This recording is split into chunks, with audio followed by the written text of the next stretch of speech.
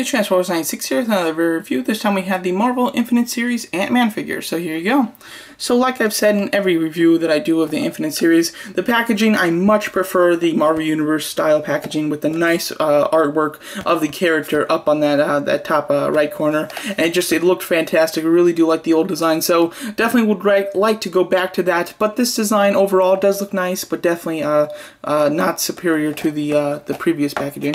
A nice picture of the figure on the back with a little description, and the other figures in the wave. This overall was a really good wave, I have to say. The only one I didn't get was Cyclops, which was just a repaint of the original classic kind of suit Cyclops, which I have anyway, so I know that Cyclops is a good figure, and the paint does look nice from what I can see, but every other figure has really been really great. I mean, you know, there's some that are better than others, but there really wasn't a really disappointed one in this series, except for maybe this one, but we'll get to that, so yeah. So here's Ant-Man. So overall, I went and I bought the other 4 figures that I have from this series, from this wave. I bought on Amazon, and I didn't get this guy because the other ones were going for like $11 a piece. Ant-Man was going for $20, so I'm assuming that this is going to be the rarest and the most popular figure of the wave. And from what I could see, it looked like a good figure. It looked like it had some really good articulation, and the Ant-Man that it came with looked nice, but it didn't look like it came with anything fun or special that I'd really have fun messing around with, so that's why I wasn't needing to get him, but I did get him off of Hasbro.com, so I did eventually get him.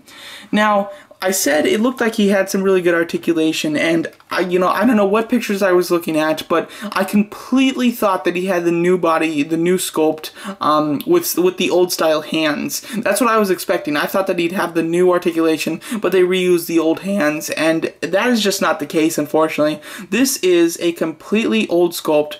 We have seen this sculpt many times, and we've seen it many years ago for the first time, so it's not a new one. It's a very old sculpt and very disappointing at that. Going over the head sculpt, that's one thing that's really nice about this figure. Really do like the head sculpt. You can see his eyes in there, if we can get the light on right, so that's kind of neat. Definitely like that.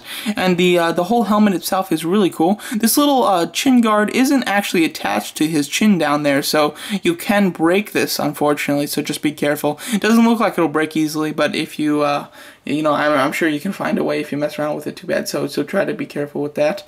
The, like I said, the sculpt of the rest of the figure is incredibly plain, and it comes with those really old style shoes, which I just really don't like. With the, they have like a big heel to them. I've never liked these type of feet that the old design had. And then the fists, they were always the fists look very flat. It was a very flat fist, but then very wide on this side. And then the hand just had like that kind of really short, kind of rounded off fingers. It didn't look good to me. I don't know why. I've never liked the hands or feet on this old style of figure, unfortunately. And then the articulation just is not good. I mean, it's all right. Back when, if this figure came out, it would be a great figure. But nowadays we just have the better style of articulation, so I really don't understand why they had to give us this figure. Ball jointed head here, but it's mainly just a swivel. You've got ball hinge shoulders with a bicep swivel, hinge elbow, swivel wrist, ball jointed upper torso. The upper torso works really nice. It's not hindered at any way, so that's very nice. Ball jointed thighs with a thigh swivel, double hinge knees, and a hinge pivoting ankle with the hinges very stiff, so you really can't do anything too much with it. It's just got a slight hinge to it. And then the only thing that's kind of new is this thigh swivel. This didn't... At least it was very rare. I mean, they might have used it back when they were doing the sculpt. This might be something that's actually new for this figure, or this might be just something that they did every now and then, and this figure happened to get the thigh swivel. I'm not quite sure, but I remember this old sculpt without the thigh swivel completely, and I've got a million figures with the exact same sculpt, but without this thigh swivel, so I don't know if they just reused it from a particular figure that had a thigh swivel, or if they actually just redesigned this and added it in to give it, just make it a little bit better, because the thigh swivel is definitely needed. So unfortunately, not the greatest articulation. I mean, it's a fine articulation, but when you have the better stuff, and when we know that they can make the better stuff, why they don't just do it is very disappointing, especially since he doesn't come with any big accessories, which would which would make it okay for them to reuse an old sculpt that doesn't have as good as articulation. So yeah, because of that, there's really no excuse, unfortunately. Paint wise, it's pretty good. Where there's blue, it's just plain blue, unfortunately. The silver on the helmet is really nice, and then the black design is alright, but then they did kind of spray paint some more black in there to give it some dark looks in some places, and it kind of gives him a shaded look, which is nice. The only thing that's a little weird is like the top of the thighs are bright red, and then the bottom of the thighs are dark red, so it just doesn't kind of fit together well, so unfortunately they should have sprayed a little bit more of the dark stuff up here just to make it look like it flowed more, and that this wasn't two separate pieces, but it kind of gives that appearance, unfortunately, and it's kind of annoying once you see it. So yeah, so that's a bit disappointing. Now his accessory of Ant-Man, again, I don't know what pictures I was looking at, but I thought that this was a new Ant-Man, and it isn't, unfortunately. This is a reused Ant-Man, and the really bummer about it is they have done 2 small Ant-Mans before in the Marvel Universe line, and they repackaged the bad one of the 2. This one, you know, I mean, this is an okay Ant-Man. It's kind of nice because he comes with a small ant, which he rides, which is why his knees are bent. But this one doesn't come with the ant, so you can't stand this guy up at all.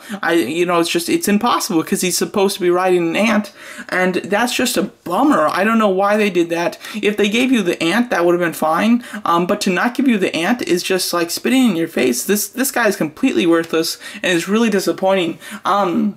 With the Yellow Jacket figure, that one came with an Ant-Man that was really nice. It was a little bit bigger than that guy, and he was in a nice pose, and he could stand up by himself, although he didn't have any articulation or anything. It was just a nice little Ant-Man guy, and that would have been a great one to add in this set rather than the one that we got.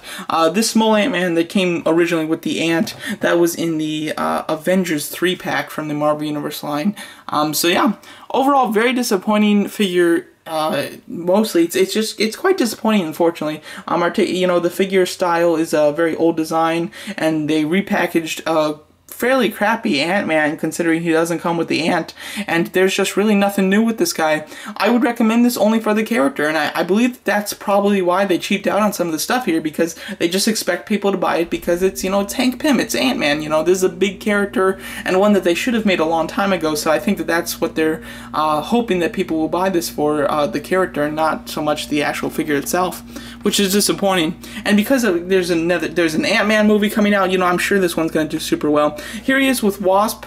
I don't know too much about Ant-Man, actually, so, you know, once I see the movie, I'll learn some more, but I believe Wasp is his wife, or something like that. She definitely has a connection to him. I'm not quite sure what it is, though, if they're just, like, colleagues, or maybe brother and sister, or maybe wife and husband. I'm not quite sure, but I believe that he has a connection with her. Overall, she looks good. She was a very small, very petite figure, and this is kind of a smaller kind of body mold, so they look really nice together, I have to say.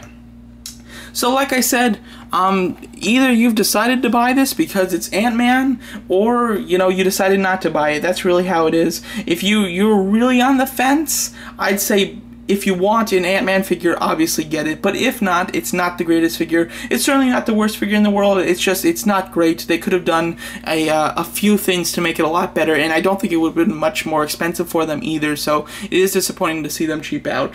So there you go. So that's my review of the Marvel Infinite Series Ant-Man. Thanks so much for watching.